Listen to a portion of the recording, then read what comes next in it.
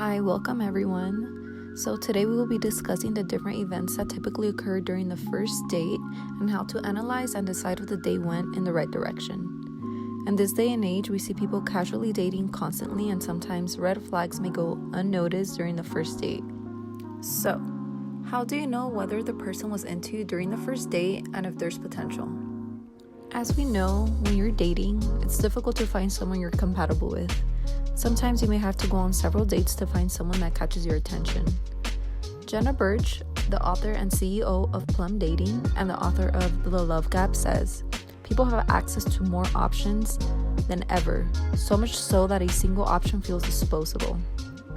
Now, keeping that in mind, the first date should be mainly focused on gaining insight from a person without any extreme expectations. Of course, that is not to say that there are some rare occasions where you hit it off with someone from the first date. As we know, it's difficult to find someone you are compatible with, but it is possible.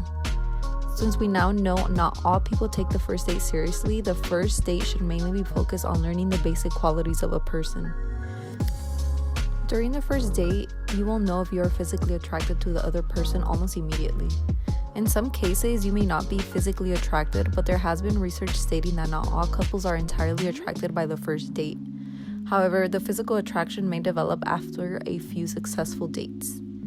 You may be asking, what do you look for on a first date? During this time, you want to evaluate the way the other person responds and behaves during the conversation. So you may be asking, what type of body language should I be looking for? Here I will mention several body language signs that indicate the other person may be interested in you. Some of these behaviors are basic and straightforward, but they are unconscious and the other person does not realize they are doing it. Number 1, mirroring your body language. They like your body language, so they mimic you. Number 2, smiling at what you say or do. Number 3, constantly looking at the eyes, lips, and eyes, which is called a flirty triangle.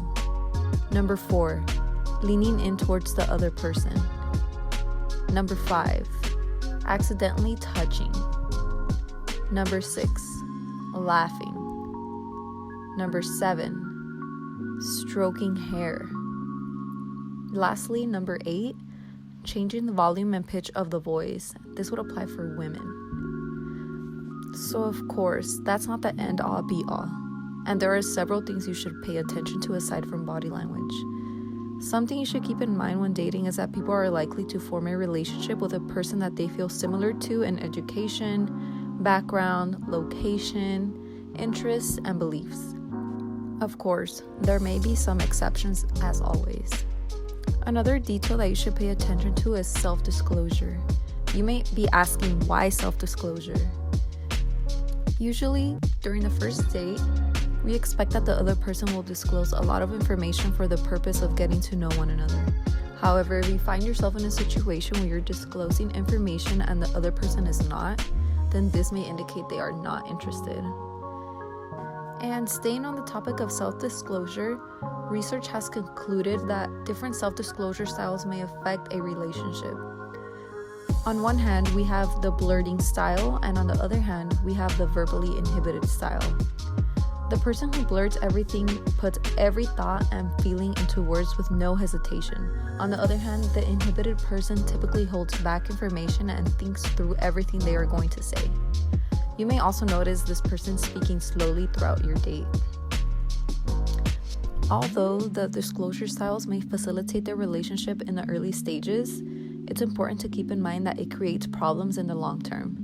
The research says that different disclosure styles may have difficult time resolving problems and maintaining dialogue later in the relationship. Overall, it's important to be aware of several signs during the first date and the following dates. A good question to ask yourself is, are we both self-disclosing or is it just me? You do have to keep in mind that there are several other factors that can come into play, but with this information, you should have an idea of how your date went. Thank you for watching, and until next time.